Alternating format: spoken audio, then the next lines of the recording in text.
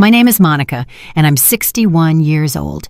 Last night, my own son hit me until I bled over a bowl of unsalted soup. While I was left on the kitchen floor wiping up my own blood with an old rag, he calmly went to his room, closed the door, and fell asleep as if nothing had happened, as if hitting his own mother were the most normal thing in the world. This morning, I woke up with a sore body, bruises on my arms, and a cut on my lip that still hurts when I talk. But what hurts the most isn't the physical pain, it's the humiliation. It's knowing that my own son, the one I raised with so much love, the one I gave everything to, sees me as his personal maid. It's knowing that my only purpose in this world is to serve him and keep quiet. I got up at 5 in the morning just like every other day. Ethan was already awake, sitting at the kitchen table in his impeccable gray suit, scrolling on his phone. He didn't even look at me when I entered. He just said, without looking up, "Breakfast. Hurry up. I have an important meeting." It was as if nothing had happened, as if he hadn't screamed at me the night before, calling me worthless, useless, and saying that if I weren't his mother, he would have thrown me out on the street. I prepared his scrambled eggs exactly the way he likes them, with 3 spoonfuls of shredded cheese, 2 slices of toasted bread, and black coffee with no sugar. Everything had to be perfect, measured to the last detail, because if anything is even slightly off, he explodes. And when Ethan explodes, I'm the one who pays the consequences. While he was eating breakfast, the sound of a key turning in the front door lock echoed through the house. It was a young, elegant woman named Savannah, his wife, who always greets me with a fake smile and treats me as if I'm invisible. She came in wearing a light green dress and high heels, kissed Ethan on the cheek, and sat at the table as if she owned the place. "Good morning, Mrs. Davis," she said to me in that sweet voice she only uses when Ethan is around. "How are you this morning?" I wanted to tell her that I woke up bruised by her husband, that I had bruises all over my back, that I couldn't take it anymore. But instead I smiled and said, "I'm fine, thank you." "Are you going to have some breakfast, Savannah?" I asked. Ethan shot me a warning look. His eyes were clearly saying, "One wrong word and tonight will be worse." Then he added, with that fake smile he only uses when he has an audience, "Look, Mom, I bought you this new makeup. It's perfect for covering those little scrapes you got when you tripped last night." Yes, little scrapes. That's what he calls what he did to me, as if it were an accident, as if I had tripped and fallen on his fist all by myself. I took the makeup without saying anything. It was an expensive foundation, the kind that costs more than $50. He probably bought it with my retirement money because he manages my entire bank account. He says it's for my own good, that at my age, I can't handle money on my own anymore.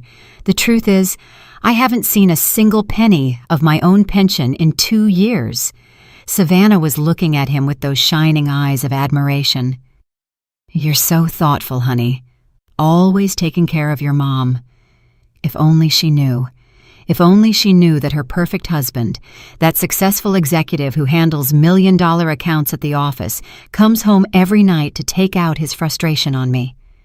After breakfast, Ethan put on his red tie, grabbed his briefcase, and whispered in my ear while Savannah was touching up her makeup.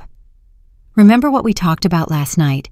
If you ever open your mouth, if you tell anyone what happens here, you're going to regret it. No one will believe you. You're just a crazy old woman living off her son's charity." His words chilled me to the bone. They left together, holding hands, like the perfect couple they pretend to be. I watched them from the window as they got into Ethan's new car, a black sedan that cost more than $400,000. My money, all of it bought with my money. When the house fell silent, I sat in the kitchen and started to cry. Not tears of sadness, but of rage, of helplessness, because I know I have to do something, but I don't know what.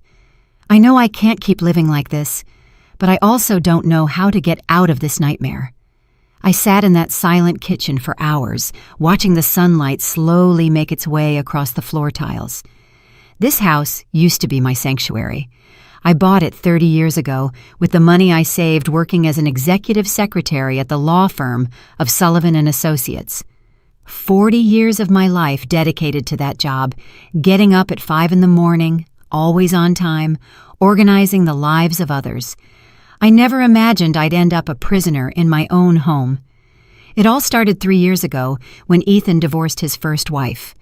He showed up at my door one night with a suitcase in his hand and that look of a lost boy that always melted my heart. "Mom, I need to stay here for a while, just until I sort out my financial situation." He told me the divorce had left him bankrupt, that he had lost his house, that he had nowhere to live. I, like the foolish mother I've always been, opened my door and my heart. "Of course, son. This is your home too." How naive. I didn't know I was inviting the devil to live with me. The first few months were normal. Ethan would get up early, go to work, come back at night, and we'd eat dinner together. He even helped me with the grocery shopping. I thought we would finally have the mother-son relationship I'd always dreamed of. But little by little, things started to change. First, it was small comments. "Mom, this food is too salty." "Mom, why don't you clean the bathroom better?" "Mom, your clothes are too wrinkled. It's embarrassing." Comments that hurt, but that I justified by thinking he was just stressed from the divorce. Then he started getting into my finances. "Mom, at your age, you shouldn't be handling so much cash. It's dangerous. Let me help you with your accounts." And I, like the idiot I am, gave him access to my bank account. It's just to help me, I thought. He's my son. He would never hurt me. How wrong I was. In 6 months, Ethan had completely taken over my money. My monthly $1,200 pension went directly to his account. He gave me $20 a week for personal expenses, as if I were a child receiving an allowance. When I asked him about the rest of the money, he would say, "Mom, I'm investing your savings to help them grow. Trust me." Then Savannah came along, a woman 25 years younger than him, with a perfect smile and an ambition you could spot from a mile away. Ethan met her at his office, where she worked as a marketing assistant. 6 months later, they got married in a ceremony that cost over $100,000. My money, of course. Since Savannah came into our lives, everything got worse. Ethan started treating me like the housemaid. "Mom, make dinner for Savannah and me. Something elegant. She's used to fine things." "Mom, clean the guest bathroom. Important people are coming over." "Mom, wash this shirt by hand. It's too expensive for the washing machine." And I always obeyed. I obeyed because I was afraid he'd get angry, afraid he'd follow through on his threat to kick me out of my own house. Because even though the house is legally mine, Ethan convinced me to put his name on the deed too, for security, he said. "Mom, just in case something happens to you." The violence started a year ago. At first, it was accidental pushes, then pinches on my arm when I didn't do something the way he wanted. "You're driving me crazy, Mom. You're too slow." Then it escalated to hits on the shoulder, slaps when the food wasn't to his liking, and punches to my back if I wasn't cleaning fast enough. But last night was different. Last night, he crossed a line I never thought he would cross. I had prepared vegetable soup for dinner. It was a Tuesday, and we always have a light meal on Tuesdays. I carefully set the table, served the toasted bread and the hot soup. Everything was perfect. Ethan came home tired from the office, sat at the table without greeting me, took the first spoonful, and his face changed. "What the hell is this?" he yelled, spitting the soup back into the bowl. "It has no salt. It's as bland as water." I immediately apologized. "I'm sorry, son. I forgot the salt. Let me add a little." But it was too late. Ethan stood up from the table like a wild animal, grabbed the bowl of soup and threw it in my face. The hot liquid burned my cheek. Pieces of porcelain cut my lip. "You're useless," he screamed, grabbing my arm so hard I knew it would leave a bruise. 40 years working as a secretary, and you can't even make a decent soup. You're pathetic. He shoved me against the kitchen wall. My head hit the tile, and I saw stars. But he didn't stop there. He slapped me so hard, my ear buzzed for hours. Then another one, and another one after that. "Savannah is bringing her friends over for lunch tomorrow," he told me, while I covered my face with my hands. "I want you to prepare something special, and you'd better make sure it's perfect, because if you make me look bad, if you show even one sign of how pathetic you are, I swear to God I'll kick you out of this house." Then he calmed down, as he always does after he hits me. He bent down, helped me up, and wiped the blood from my lip with a napkin. "I'm sorry, Mom," he said in a soft voice. "I just get so frustrated seeing you like this. I know you can do better. It's all for your own good, so you'll learn." And he went to sleep peacefully, as if nothing had happened. I stayed awake all night in the kitchen, cleaning up the remains of the soup and the broken porcelain from the floor. Every little piece I picked up felt like I was picking up the fragments of my own dignity. My lip was still bleeding, but it wasn't just physical pain I was feeling anymore. It was something deeper, something darker.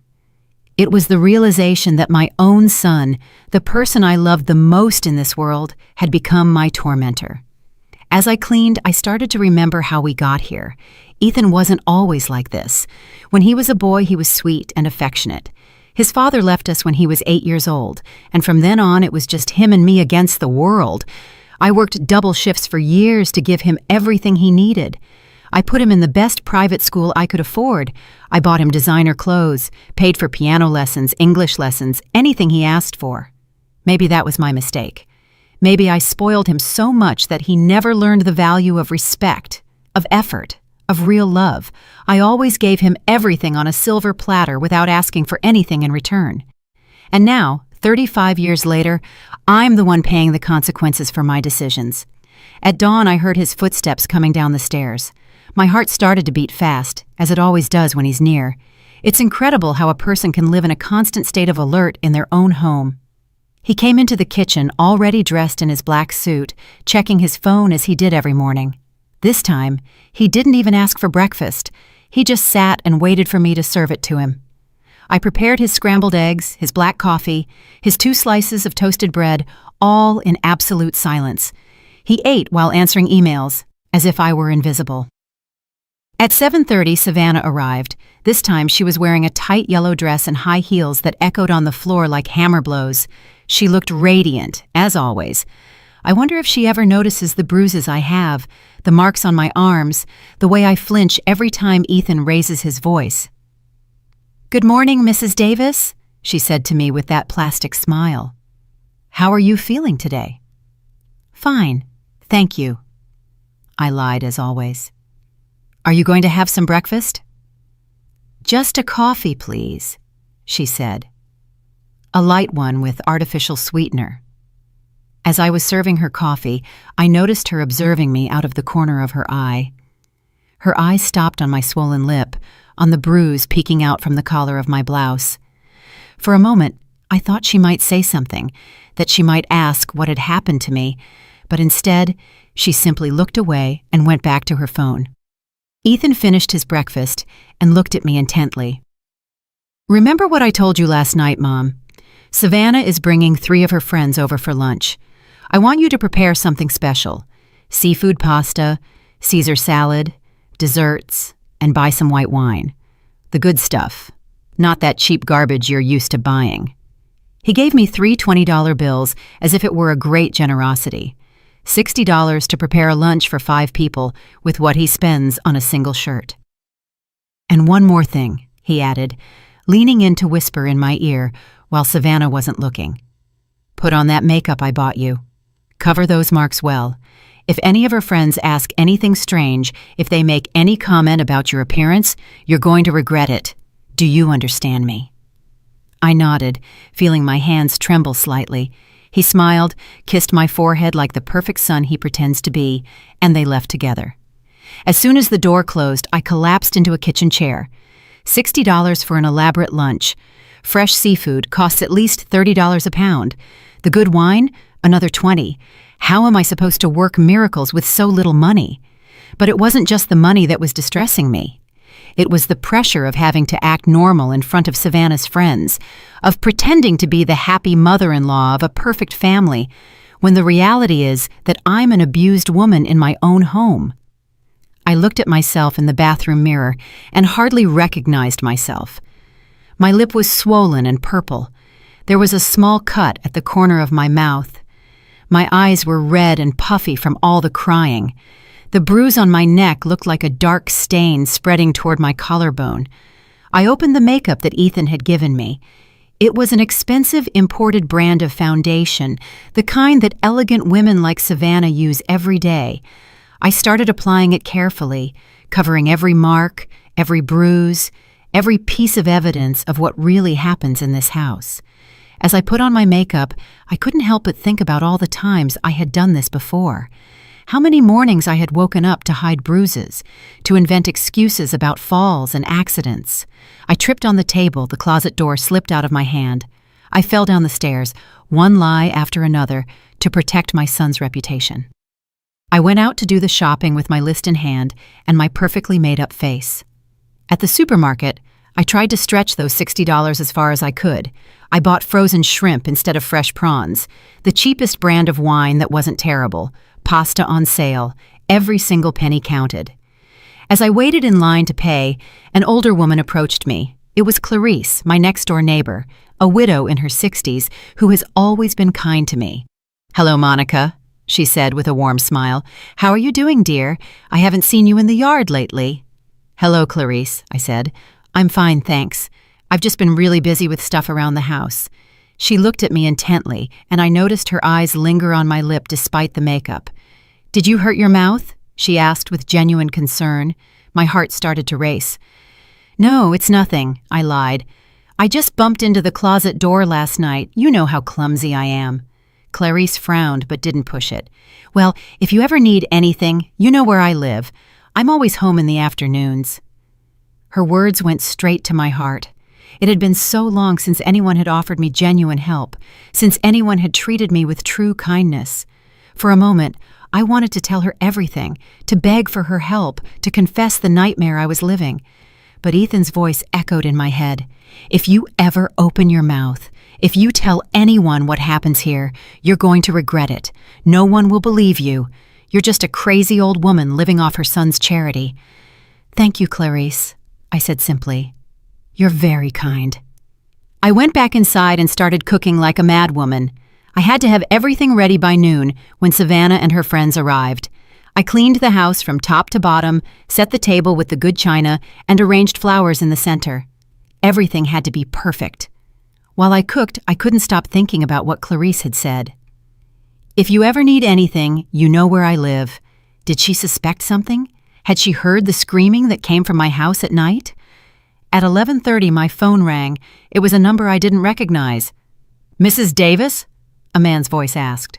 "Yes, this is she." "This is the accountant from your son Ethan's company. We need to speak with you urgently about some discrepancies in the accounts. Could you come to the office this afternoon?" My heart stopped. Discrepancies. "I don't understand." "I'd rather not discuss this over the phone, Mrs. Davis. Can you come at 3 this afternoon? It's very important." I hung up, my hands trembling. What could Ethan have done at work? Why were they calling me? A bad feeling settled in my stomach, but I didn't have time to think about it anymore because Savannah and her friends were already arriving. The doorbell rang at exactly 12 o'clock. I took a deep breath, touched up my makeup one last time, and went to open the door. There was Savannah with her 3 friends, all dressed as if they were going to a fashion show. Expensive dresses, designer purses, shoes that cost more than my monthly pension. "Hello, Mrs. Davis," Savannah said in that sweet voice she saves for special occasions. "Let me introduce you to my friends. This is Beatrice. She works in human resources. This is Brenda from the marketing department, and this is Evelyn from legal." My heart nearly stopped when I heard Evelyn's name. It couldn't be a coincidence. I looked at her closely, and sure enough, it was her, Evelyn Brooks, my younger sister, whom I hadn't seen in more than 2 years. Evelyn looked at me with the same surprise, but we both played it cool. She has always been smarter than me, more cunning. She immediately understood that something strange was going on, especially when she saw my made-up face and my nervous demeanor. "It's a pleasure to meet you, Mrs. Davis," she said to me formally, as if she didn't know me. "Your daughter-in-law has told us so much about you." I invited them into the dining room, where I had put out my best tablecloth, the china I inherited from my mother, and the crystal glasses I only used for special occasions. Everything looked elegant, just as Ethan had demanded. I served lunch trying to keep my hand steady. The shrimp pasta had turned out well, despite the limited budget. The Caesar salad looked fresh. The bread was warm. I even managed to prepare a simple tiramisu for dessert. The women ate and talked about work, their lives, and their plans for the weekend. I went back and forth from the kitchen, serving more wine and clearing plates, like the perfect hostess I was supposed to be. But Evelyn's eyes never left me. I knew that look. It was the same one she used when we were kids, and she knew I was hiding something. Throughout the meal, she observed me discreetly, studying my every move. "The food is delicious," Beatrice commented. "Did you cook all of this yourself, Mrs. Davis?" "Yes, I love to cook," I replied with a forced smile. "It's a pleasure when it's for such lovely people as yourselves." "How lucky Ethan is to have such a dedicated mother-in-law," Brenda added. "It's hard to find women who are so devoted to the home these days." Savannah smiled proudly. "It's true. Mrs. Davis always takes care of everything. It's like having a housekeeper, but better because she does it with love." Her words stung me like daggers, but I kept my smile. A housekeeper. That's what she thought of me. Not a mother, not a person with rights and dignity, but a free servant. Evelyn cleared her throat. "And what did you do before, Mrs. Davis? Were you always a homemaker?" I paused, feeling a little pride for the first time in a long time. "I worked for 40 years as an executive secretary at the law firm of Sullivan and Associates. I retired 3 years ago." Evelyn's eyes lit up. Sullivan and Associates was one of the most prestigious firms in the city, where she had worked as an intern during her law studies. "How interesting!" she exclaimed. "I know that firm. They have a very good reputation. You must have met a lot of important people in all those years." "I did," I said with a more genuine smile. "I met judges, prosecutors, important lawyers. I even helped with some big cases. Mr. Sullivan always said I was indispensable." Savannah looked uncomfortable with the direction of the conversation. She didn't like me being the center of attention or having my professional accomplishments talked about. She quickly changed the subject. "Well, but now Mrs. Davis is retired and enjoying her well-deserved rest," she said with that fake smile. "Ethan takes care of everything, her finances, her needs. He's such a responsible son." Evelyn looked at me intently when Savannah said that. I know my sister, and I know those words sounded strange to her. A woman who worked 40 years at an important law firm doesn't need her son to handle her finances. The lunch continued with trivial conversation, but I could feel the tension growing. Evelyn kept watching me, and I knew she had noticed something was off. When I went to the kitchen for the dessert, she followed me. "Do you need any help?" she asked, but she was really looking for a moment to talk to me alone. "No thanks, everything's under control," I replied, avoiding her gaze. "Monica," she said in a low voice, using my real name for the first time that afternoon. "Are you okay? You seem different." For a moment, all my defenses came down. I wanted to hug her, tell her everything, beg her to help me. But at that moment, I heard Ethan's keys in the front door. He had come home from work earlier than usual. "Everything's fine, Evelyn," I said quickly. "I'm just a little tired." Ethan came into the dining room with that perfect smile he uses when he has visitors. He greeted the women elegantly, kissed Savannah on the cheek, and looked at me with approval. The lunch had gone well, just as he had ordered. "How are the most beautiful ladies from the office doing?" he said with that fake charisma he uses in public. "I hope my mother took good care of you." "Excellently," Beatrice replied. "Your mother is charming." Ethan put his hand on my shoulder, and I tensed up automatically. He felt my reaction and squeezed a little harder, a silent warning. "She's the best mother in the world," he said, but his fingers were digging into my shoulder through my blouse. "Always looking out for everyone, always sacrificing herself for the family." The women started saying their goodbyes after dessert. Evelyn was the last to leave, and before she went out the door, she took my hand. "It was a pleasure to meet you, Mrs. Davis," she said in a loud voice for Ethan to hear, but then she whispered in my ear, "We'll see each other soon." When they were all gone, Ethan closed the door, and his expression changed completely. The mask of the perfect son disappeared, and he was the monster, He always was, again. "You did well," he said to me coldly. "For once, you didn't embarrass me." It wasn't a compliment. It was a confirmation that I had fulfilled my duties as a servant. While I was picking up the dishes and cleaning the dining room, he went to his room to change his clothes. But before he left, he reminded me, "By the way, the technician is coming tomorrow to check your computer. He says you've been browsing some strange websites." My blood ran cold. I didn't have my own computer. I only used his when I needed to. And the only strange things I had looked up lately were websites about domestic abuse, shelters for battered women, and helplines. He knew I had been looking for information. He knew I was considering asking for help. Just then my phone rang. It was the accountant from Ethan's company again. "Mrs. Davis, can you come in at 3 this afternoon? It's urgent." I looked at the clock. It was 2:15. Ethan was in his room, probably taking a nap. It was my chance. "Yes," I said in a low voice. "I'll be there." I grabbed my keys, my purse, and quietly left the house. I didn't know what was waiting for me at that office, but I had a feeling my life was about to change forever. As I walked toward the bus stop, I remembered Evelyn's words, "We'll see each other soon." My sister had noticed something, and for the first time in a long time, I felt a small spark of hope. The office building where Ethan worked was one of those modern downtown skyscrapers, all glass and steel, that commanded respect from the street. I had never been there before. For all these years, my son had kept his work life completely separate from me, as if it were a secret I shouldn't know. I went up to the 18th floor, where the offices for Northern Business Corporation were. The receptionist, a young woman with a professional smile, directed me to the accountant's office. My heart was beating so fast I thought everyone would hear it. "Mrs. Davis!" A man in his 50s with glasses and a formal suit greeted me. "I'm Adrian Castillo, the general accountant for the company. Thank you for coming so quickly." I sat in front of his desk trying to seem calm, although I was trembling inside. His eyes held a seriousness that made me even more nervous. "Ma'am, I need to ask you some questions about your bank account," he began, opening a folder full of documents, specifically about some movements we've detected in the last few months.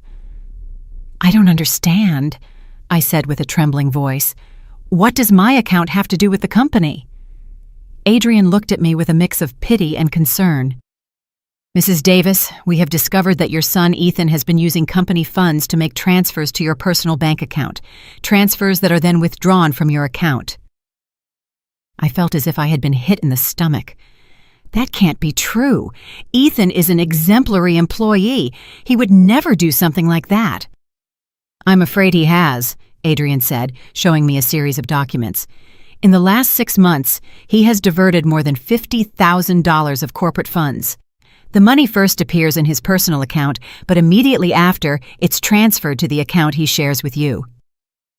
My world collapsed. $50,000. My son wasn't just physically abusing me, he was using me as an unwitting accomplice in his thefts. "But I didn't know anything," I said desperately. "He manages my entire bank account. I don't authorize any transfers." "We know," Adrian said gently. "That's why I called you before proceeding legally. We need you to file a formal complaint for the misuse of your bank account. It's the only way to clear your name in this matter." I felt nauseous. Not only was I a victim of domestic violence, but now I was also a victim of financial fraud. And worst of all, my own son had turned me into his accomplice without my knowing. "What will happen to Ethan?" I asked, though I already knew the answer. "If you file the complaint, he will be arrested for corporate fund embezzlement and fraudulent use of bank accounts. These are serious crimes that can lead to between 5 and 10 years in prison." I left that office in a state of total shock. I walked the downtown streets for hours with no direction, trying to process all the information. My son was a thief, a criminal, and I had been his tool without my knowing it. When I finally got home, it was 6 in the evening. Ethan was in the living room watching television, as if it were a normal day. When he saw me come in, he looked at me with that expression of superiority he always used. "Where have you been?"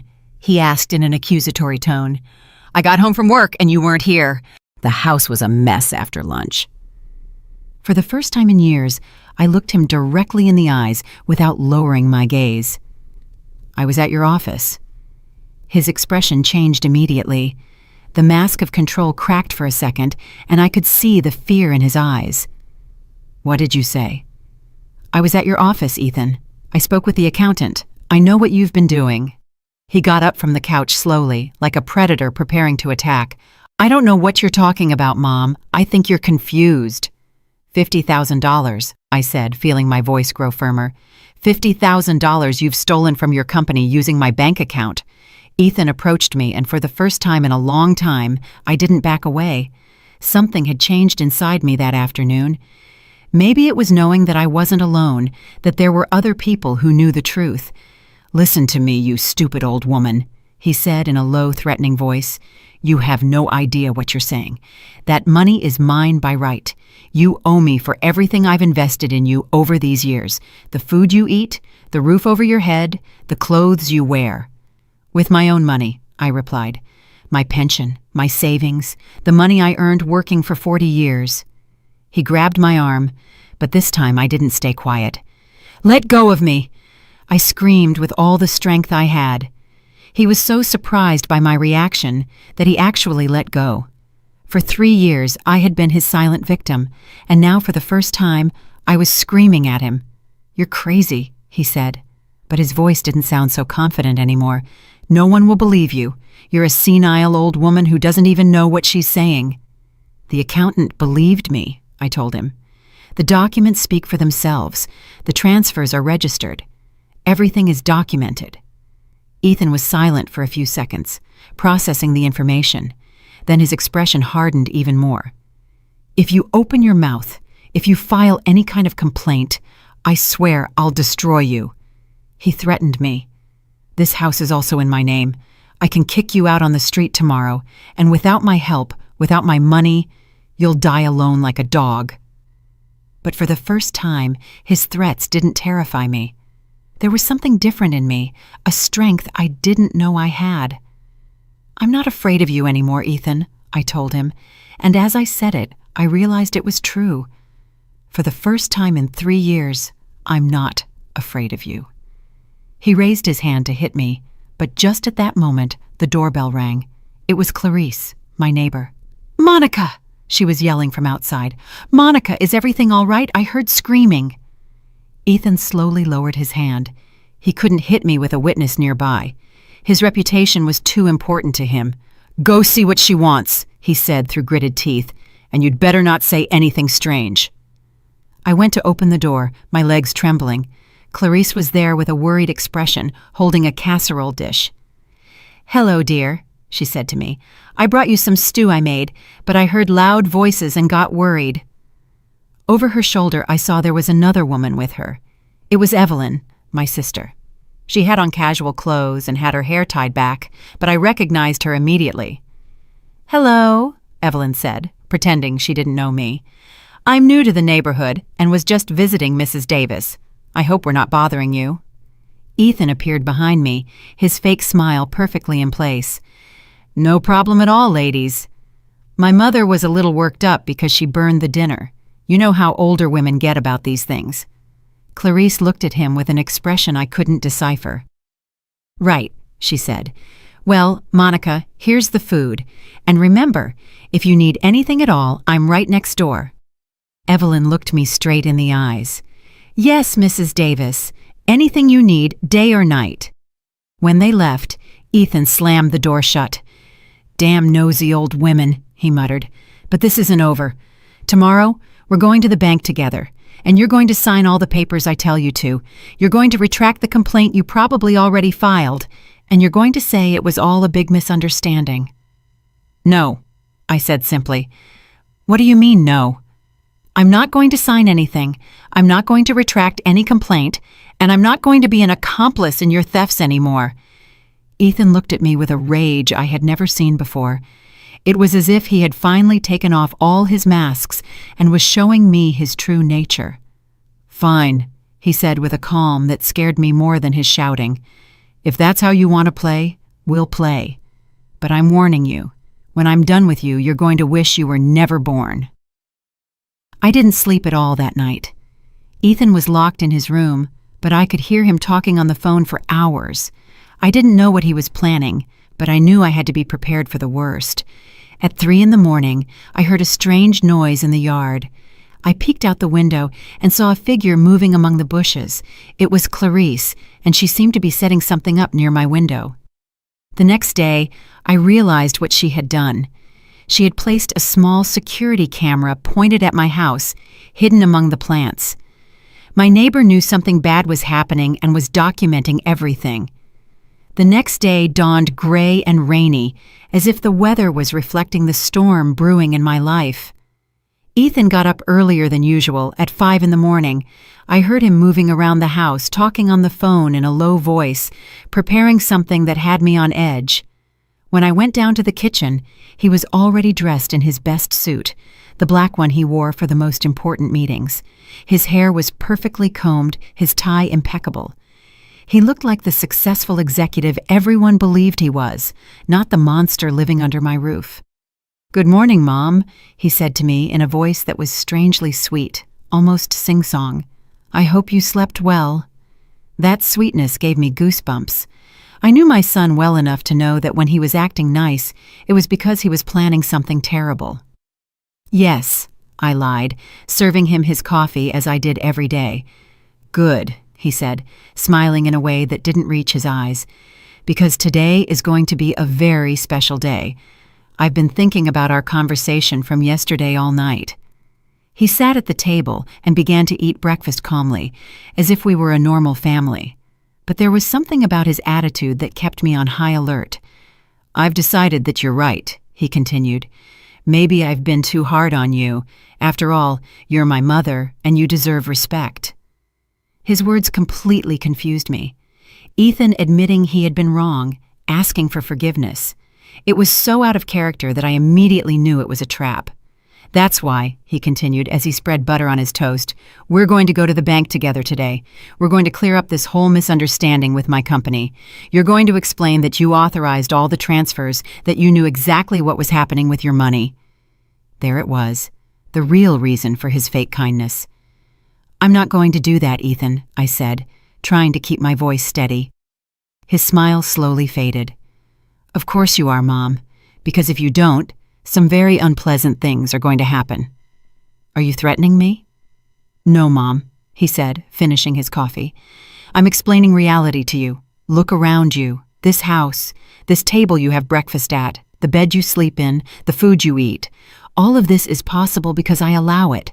And if I don't allow it anymore—" He left the sentence hanging in the air, but the message was clear. He was going to leave me on the street if I didn't obey. "Also," he added, taking out his phone, "I've been thinking about calling some doctors I know, doctors who specialize in older people with mental problems, like senile dementia. You know, it's very sad when mothers start making up stories, accusing their own sons of terrible things." I felt my blood run cold. Not only was he threatening to kick me out of the house, but to have me declared insane, incompetent, so that no one would believe my testimony. "There are several witnesses who can confirm your deteriorated mental state," he continued with that cold, calculating voice. "Savannah, for example. I just told her yesterday how confused you've been lately. The friends who came to lunch also noticed something strange about you." It was a lie, but he was so convincing that for a moment I doubted my own sanity. That's how his manipulation worked. He made me doubt everything, even my own perception of reality. "So, we're going to the bank at 10, he said, getting up from the table. "You're going to put on your best dress, you're going to get all fixed up, and you're going to smile while you sign all the papers they put in front of you. Understand?" I didn't answer him. I just started collecting the breakfast dishes, trying to buy myself some time to think. "I'm talking to you," he shouted, and all trace of his fake kindness disappeared. Understood, I mumbled, hating myself for being such a coward. Ethan went to his office, but before he left, he warned me, "Don't even think about leaving this house. Don't even think about talking on the phone with anyone." I'll be back at 9:30 to take you to the bank." As soon as the door closed, I collapsed into a kitchen chair and started to cry. Not tears of sadness, but of pure rage. Rage against him, but most of all, rage against myself for letting things get to this point. I stayed that way for a few minutes until I heard a soft knock at the back door. It was Clarice, with an urgent look on her face. "Monica, open up fast," she whispered through the glass. "It's important." I opened the door, and she quickly came in, looking all around to make sure we were alone. "I heard everything," she told me without preamble. "I have the camera set up near your kitchen window. I recorded your whole conversation with your son." My heart started to beat faster. "Everything," she said. "The threats, the blackmail, the way he talked to you. I have evidence that he's forcing you to lie about the stolen money." For the first time in days, I felt a spark of hope. "What can we do with that?" Clarice smiled. "I have a friend who works at the D.A.S office. Her name is Brenda, and she specializes in domestic abuse and financial fraud cases. But I need you to come with me right now." "I can't," I said, feeling fear take over again. "Ethan told me not to leave the house. If he finds out—" "Monica," Clarice said, taking my hands, "listen to me closely. If you go to that bank today and you sign those papers, your son will be free of all charges. He'll keep stealing money and he'll keep abusing you. But on top of that, you'll be considered a willing accomplice in his thefts." She was right. If I signed those papers, not only would I lose my dignity, but I would also become a criminal in the eyes of the law. "But if I don't go," I said with a trembling voice, "he'll follow through on his threats. He'll kick me out of the house. He'll say I'm crazy. He won't be able to do any of that," Clarice interrupted me, "because we're going to present the evidence before he can act. Brenda told me that with the recordings I have, they can arrest him immediately." I looked at the clock. It was 8:30. Ethan would be back in an hour. "Are you sure your friend can help me?" "Completely sure. But we have to go now, Monica. It's our only chance." I made a decision that would change my life forever. I went to my room, grabbed my purse with my most important documents, and left that house with Clarice. As we walked to her car, I felt something I hadn't felt in 3 years. Courage. For the first time, I was taking control of my own life. The district attorney's office was a typical government building with long corridors and small offices. Brenda turned out to be a woman in her 40s with an intelligent gaze and a way of speaking that inspired confidence. "Mrs. Davis," she said after reviewing the recordings Clarice had brought, "what your son is doing constitutes multiple crimes: domestic abuse, financial fraud, blackmail, and attempted obstruction of justice." "What does that mean?" I asked. "It means we can arrest him today," Brenda replied. "But I need you to file a formal complaint for all these crimes. Are you willing to do that?" I looked at the clock. It was 9:15. In 15 minutes, Ethan would be arriving home to take me to the bank. When he realized I wasn't there, his rage would be uncontrollable. "Yes," I said, feeling my voice grow firmer. "I'm ready to file the complaint?" Brenda smiled. "Perfect. While you fill out the papers, I'll coordinate with the police to have them go and arrest your son. Do you know where he is right now?" "He should be arriving at my house," I said. "He said he'd pick me up at 9:30. "Even better," Brenda said, grabbing her phone. "It's easier to arrest him at a known location." While I was filling out the complaint forms, Brenda coordinated with the police. Clarice stayed with me the whole time, holding my hand, giving me strength. "Are you sure about this, Monica?" she asked me. "Once we sign these papers, there's no turning back." "I've never been more sure of anything in my life," I replied. At 10:30, Brenda's phone rang. It was the police, confirming that they had arrested Ethan at my house. They found him screaming like a madman, breaking things, and looking for me all over the house. "He's in custody," Brenda told me. "The charges are serious. It's very likely he won't be able to get bail." I felt as if a 1,000-pound weight had been lifted from my shoulders. For the first time in 3 years, I knew I was going to sleep without fear. When we got back to my house that afternoon, the place looked like a battlefield. Ethan had destroyed practically everything in his path before the police arrested him. The couch cushions were torn, there were broken dishes all over the kitchen floor, and the family photos that hung on the walls were in pieces. "My God," Clarice whispered, looking at the destruction. "How could he do all this in such a short time?" I knew the answer. I knew the blind fury of Ethan when things didn't go his way. I had seen that rage before, but never directed at inanimate objects. Usually, I was the target of his anger. Brenda, who had come with us to document the damage, was taking photos of everything. "This will serve as additional evidence of his violent behavior," she explained. "Destruction of property during an episode of rage. The judge will see exactly what kind of person your son is." While we were cleaning up the broken glass and picking up the pieces of my former life, my phone started ringing insistently. It was an unknown number. "Don't answer it," Brenda warned me. "It's probably him calling from jail. Let it go to voicemail." Indeed, when I checked the messages, it was Ethan's voice, but it sounded completely different. It was no longer the threatening monster from the morning. It was the scared child he pretended to be when he wanted to manipulate me. "Mom," his voice said, breaking in the recording. "Mom, please, come get me out of here." "It was all a misunderstanding. I never meant to hurt you. You know I love you. You're the most important thing in my life. Please, Mom, don't let me rot in this jail. I'm your son, your only son." He had left 5 similar messages, each one more desperate than the last. In the last one, he was even crying.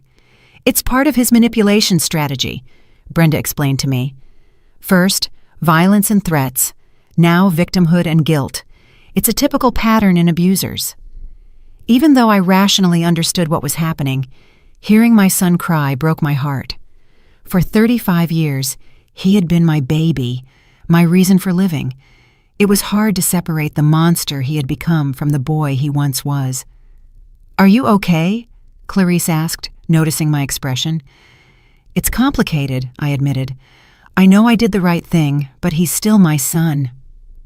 That night, Clarice insisted that I stay at her house. "Your house isn't safe right now," she told me. "Ethan has friends, and maybe even Savannah. Someone might come looking for revenge." She was right. In the voicemails, Ethan had mentioned that Savannah was handling things from the outside. I didn't know exactly what that meant, but I was afraid to find out. Clarice's house was small but cozy. It had a guest room with a twin bed and a small desk. "It was my daughter's room before she got married," she explained. "Now it's yours for as long as you need it." For the first time in 3 years, I went to bed without fear. I didn't have to worry about Ethan's footsteps in the hallway, his late-night screaming, or waking up to punches. It was a strange, almost unsettling feeling. Peace can also be scary when you're not used to it. The next day, Brenda called me early with news. "Ethan's bail hearing is today at 2 in the afternoon," she informed me. "The judge will decide if he can be released from jail while he waits for his trial." "What are the chances he'll be released?" I asked, feeling fear return. "With the evidence we have, very slim, but I need you to come and testify at the hearing. Your testimony will be crucial for the judge to understand the danger he poses." The hearing was in a small courtroom. Ethan was sitting at the defense table, wearing an orange jumpsuit. When he saw me come in, his expression changed completely. He was no longer the repentant child from the voicemails. He was pure, contained rage. Savannah was sitting in the public benches, elegantly dressed as always, but she looked haggard, as if she hadn't slept in days. When our eyes met, I saw something in her eyes that surprised me: shame. The judge was an older man in his 60s with a serious but fair look. He reviewed all the documents before beginning. "Mrs. Davis," he said to me when it was my turn to testify, "tell me in your own words what you have been living through in your home for the last few years." I took a deep breath and began to speak. I told them about the beatings, about the control over my money, about the threats, about the constant humiliation. My voice broke at times, but I kept talking. When I mentioned the $50,000 he stole, I saw Ethan tense up in his seat. His lawyer, a young man in an expensive suit, tried to object constantly, but the judge silenced him. "And what did your son tell you yesterday morning regarding your testimony?" the judge asked. "He threatened to have me declared mentally incompetent if I didn't lie for him." He told me he would kick me out on the street and that I would be left with nothing. The judge reviewed the recordings Clarice had made. He listened to them in their entirety with headphones while the whole courtroom waited in silence. "Mr. Ethan Davis," the judge said when he was done, "the evidence presented shows a clear pattern of domestic abuse, financial fraud, and witness intimidation. Considering the seriousness of the charges and the risk you pose to the victim, your request for bail is denied. You will remain in custody until the date of your trial." Ethan exploded. "This is an injustice," he shouted, standing up. "That crazy old woman is making everything up. I'm a respectable citizen. I have rights." The guards had to hold him as he continued to scream. "You're going to regret this, Mom. When I get out of here, I'm going to make you pay for every day I spend in this jail." His threats echoed throughout the courtroom, confirming exactly what I had testified about his violent character. After the hearing, Savannah approached me in the courthouse hallway. "Mrs. Davis," she said in a trembling voice, "I need to talk to you." Brenda and Clarice tensed up, but I signaled to them that I was okay. "What do you want, Savannah?" I asked her. "I want to apologize," she said, and for the first time since I had known her, her voice sounded genuine. "I knew something wasn't right in that house. I heard screaming. I saw your bruises. I noticed how you flinched every time he raised his voice." "Then why didn't you ever say anything?" I asked. "Because I was scared," she admitted. "Ethan had threatened me too. He told me that if I ever betrayed him, he would destroy my career, my reputation, and I was a coward. I let you suffer alone because I was afraid of losing my comfortable life." Her eyes filled with tears. "When they arrested him yesterday, I found documents in his home office. He hadn't just been stealing money from his company. He had also been stealing from my personal account. We've been married for 2 years, and I never realized he was a fraudster." "What are you going to do now?" I asked her. "I'm going to file for divorce immediately," she said with determination, "and I'm going to testify against him at his trial. I've already spoken with a lawyer. I want to collaborate with the D.A. office to make him pay for everything he did to us." When we left the courthouse, I felt something I hadn't experienced in years: genuine hope.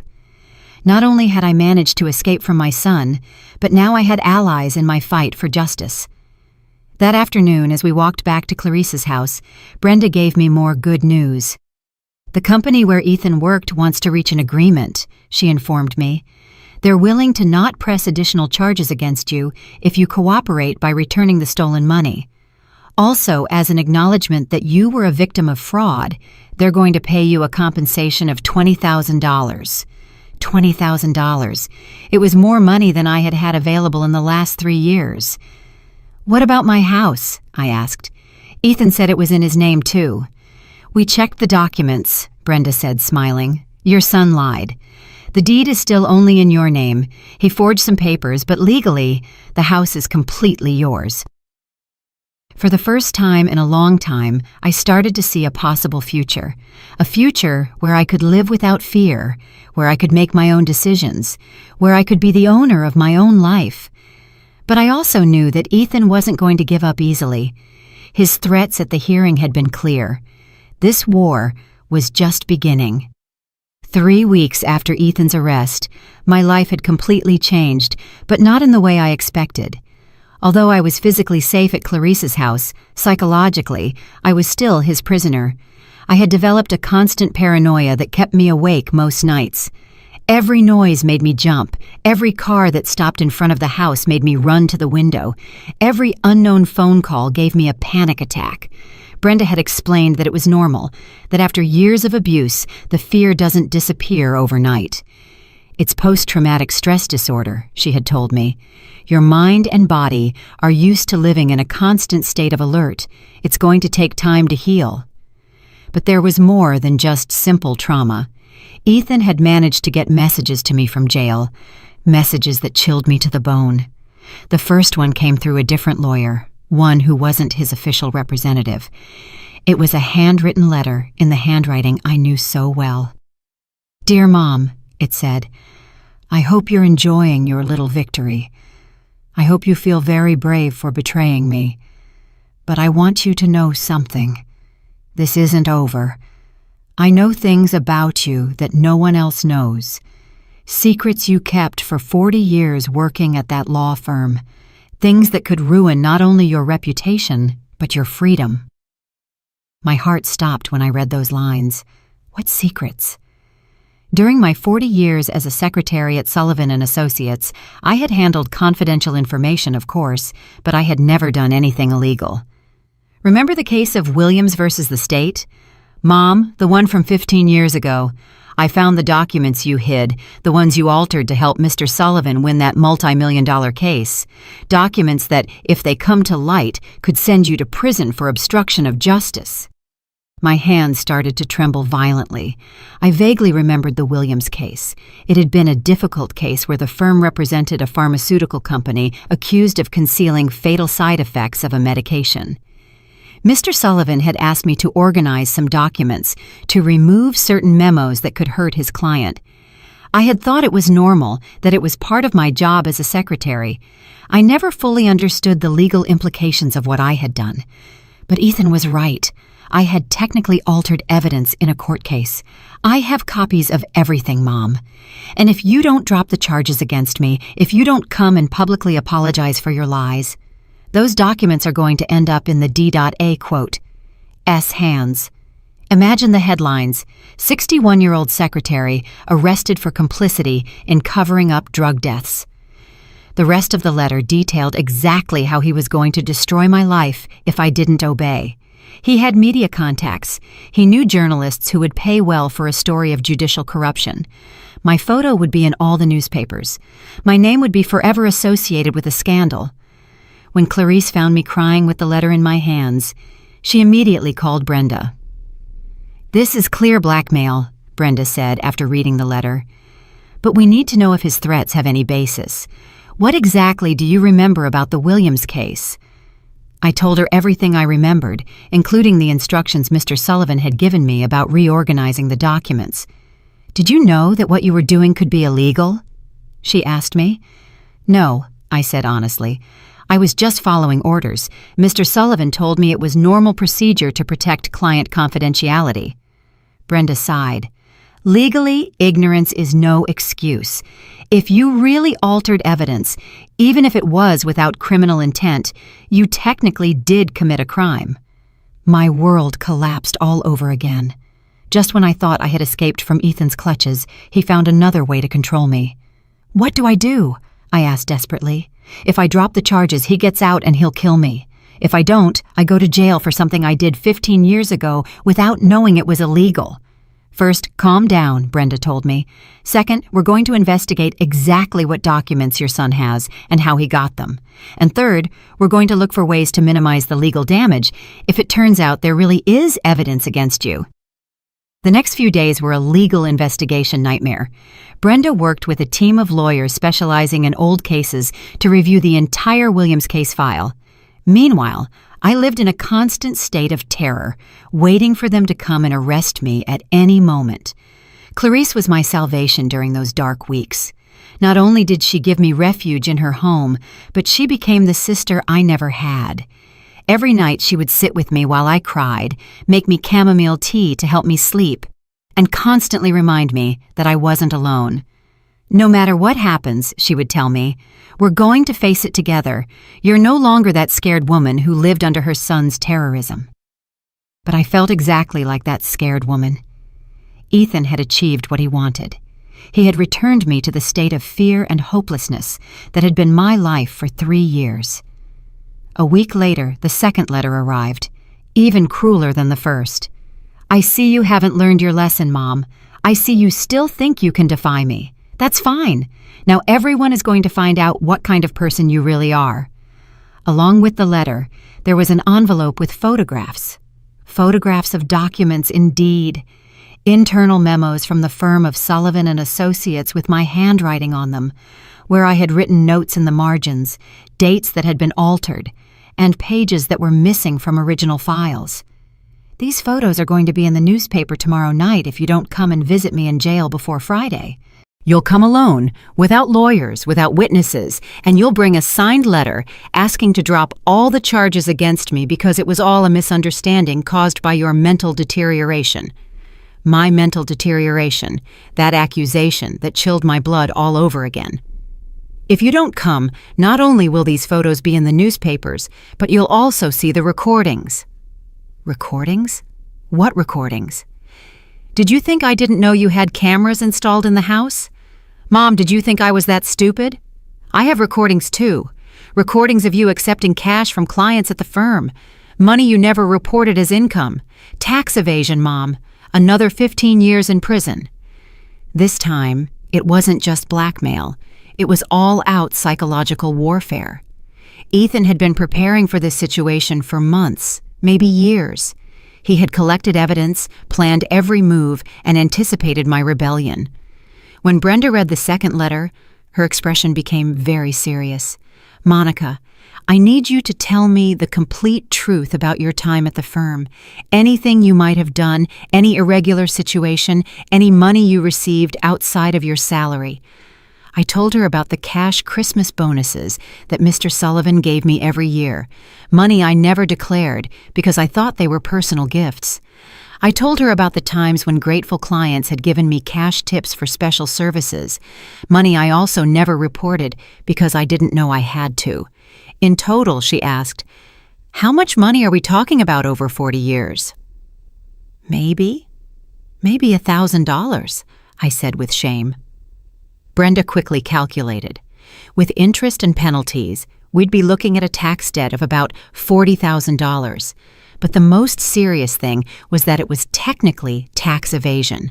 My son had built a perfect trap. If I reported him, he would destroy me with evidence of my own mistakes. If I didn't report him, he would remain free to abuse me and steal money. "There's a third option," Brenda said, after thinking for a long time. "An option neither of you will expect. We get ahead of him. We voluntarily confess all your mistakes before he can use them as blackmail. And we use that confession to show that your son is a master manipulator who exerts psychological control over his victims, even from jail." It was a risky gamble. It meant publicly admitting I had committed crimes, facing possible legal consequences, and exposing myself to public humiliation. But it also meant taking away Ethan's main weapon, my secret. "If we do this," Brenda continued, "your son loses all his power over you. He can no longer blackmail you because there's nothing left to hide." I looked out the window at my house, which remained empty and shattered across the street. That house represented my past, my mistakes, my fears, but it also represented my future, my freedom, my chance to start over. "Let's do it," I finally told her. "I'm tired of living in fear. I'm tired of my son controlling my life from a jail cell." Brenda smiled. "Tomorrow we're going to give Ethan the surprise of his life." The day we decided to fight back arrived faster than I expected. Brenda had organized a press conference for 2 p.m, where I would voluntarily confess all my past mistakes before Ethan could use them against me. It was a risky strategy, but it was our only chance to regain control of the situation. That morning, I woke up with a mental clarity I hadn't felt in years. For the first time since Ethan's arrest, I wasn't afraid. I had made a decision that would change my life forever, and strangely, I felt at peace with it. Clarice helped me get ready. I put on my most serious gray dress, the one I used for formal occasions when I worked at the firm. I put on a little bit of makeup, just enough not to look haggard, but without trying to hide who I really was. "Are you sure about this, Monica?" Clarice asked me for the 5th time that morning. "Once you say those words in public, there's no going back." "I'm completely sure," I replied, surprised by the firmness of my own voice. For 3 years, I lived as a prisoner in my own home, out of fear of the consequences. I'm not going to remain a prisoner of my past mistakes. At noon, Brenda called me with unexpected news. "Monica, something extraordinary just happened. Raphael Miller, Ethan's boss at the company, wants to talk to you before the press conference." Raphael was the man who had discovered Ethan's thefts, the same man who had turned ashen when he found out the truth. I didn't understand why he wanted to talk to me. We met in Brenda's office. Raphael was a man in his 50s with gray hair and a presence that commanded respect. When he saw me come in, he immediately rose from his seat. "Mrs. Davis," he said to me in a warm but serious voice. "First, I want to apologize. If I had supervised Ethan better, if I had paid attention to the red flags, maybe we could have prevented you from suffering so much." His words surprised me. "You had no way of knowing what was happening in my house." "Maybe not," Raphael said, sitting down in front of me. "But I did have a way of knowing that something strange was going on with the company's finances. Your son's thefts didn't start 6 months ago. They started 2 years ago." My heart stopped. 2 years. 2 years, Raphael confirmed. Small amounts at first, so small that we attributed them to accounting errors.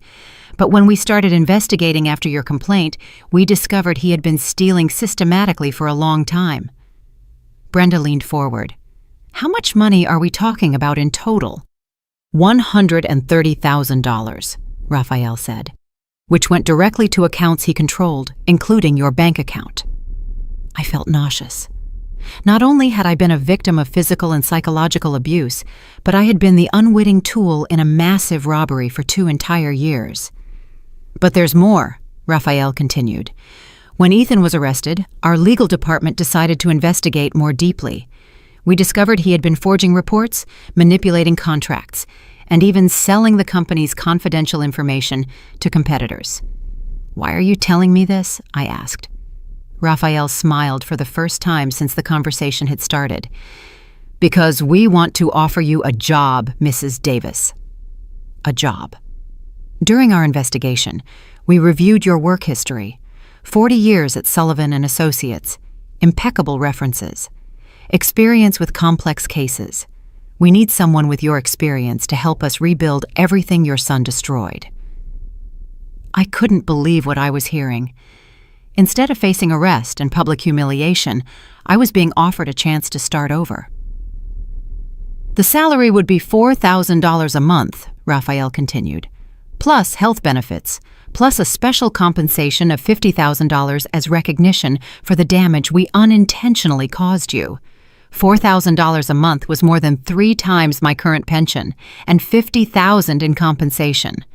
Suddenly my future didn't look so hopeless. "But there's one condition," Raphael added. "We need you to testify at your son's trial. Your testimony will be crucial to ensuring he pays for all his crimes, not just the ones he committed against you." "Of course," I said without hesitation. "I'll do whatever it takes." At 2 p.m, the press room was full of journalists, cameras, and microphones. Brenda had invited all the local media, explaining that a victim of domestic violence would be making an important statement about blackmail from jail. When I sat in front of those cameras, I felt a different fear from the one I had experienced for years. It wasn't fear of Ethan, it wasn't fear of the beatings or the threats. It was fear of freedom, fear of the responsibility of being the owner of my own life. "My name is Monica Davis," I began, looking directly into the cameras.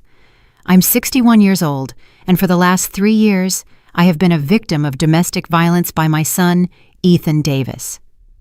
I told my complete story. The beatings, the financial control, the threats, the systematic theft of my money. But I also told the part that Ethan expected me to keep secret.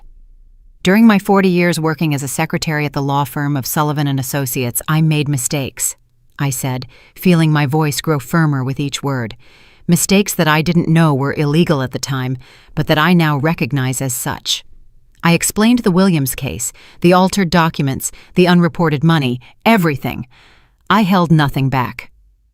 "My son discovered these mistakes, and he has been using them to blackmail me from jail. He threatened to publicly expose me if I didn't drop the charges against him. Today, I am here to take that weapon away from him. I would rather face the consequences of my mistakes than continue to be a victim of his manipulation." The room was completely silent. The journalists were taking furious notes. The cameras were recording every word. I want to send a message to all the women who are being abused by their sons, husbands, or partners, I continued. Emotional blackmail, financial control, threats of exposure, they are all forms of abuse. Don't let the fear of public judgment keep you as a prisoner. Freedom is worth more than reputation. After the press conference, Brenda informed me that the D.A. quote, S office had decided not to press charges against me for my past mistakes. Your voluntary confession, combined with the fact that you were a victim of blackmail, makes you more useful as a witness than as a defendant, she explained. That night, for the first time in months, I returned to sleep in my own house. Clarice insisted on staying with me for the first few nights until I felt completely safe. As I lay down in my own bed, in my own house, I felt something I hadn't experienced in 3 years: total control over my own life. Ethan was still in jail, facing multiple charges that would likely keep him there for many years. His blackmail had lost all its power because I no longer had any secrets to hide. My phone rang. It was a number from the jail, but this time I wasn't afraid to answer. "Mom!" It was Ethan's voice, but it sounded completely defeated. "I saw your press conference on the news. And what do you think of it?" I asked him with a calmness that surprised me. "You destroyed everything," he said, but without anger, only a deep sadness. "You destroyed my last chance to get out of here." "No, Ethan," I replied. "You destroyed that chance when you decided to turn your mother into your victim." There was a long silence on the other end of the line. "Are you ever going to forgive me?" he finally asked. "Someday," I said honestly. "When you pay for what you did, when you seek real help to change, when you understand the damage you caused, someday I might be able to forgive you, but I'm never going to forget." I hung up the phone and turned it off. Tomorrow, I would start my new job, my new life. But that night, I just wanted to sleep peacefully in my own home, without fear, without threats, without blackmail. For the first time in 3 years, I was completely free. And although the path had been painful, although I had to face my own mistakes publicly, and although I had lost the relationship with my son forever, I knew I had made the right decision. Ethan had learned that victims can become strong, that secrets lose power when they are exposed to the light, and that justice, although slow, eventually arrives.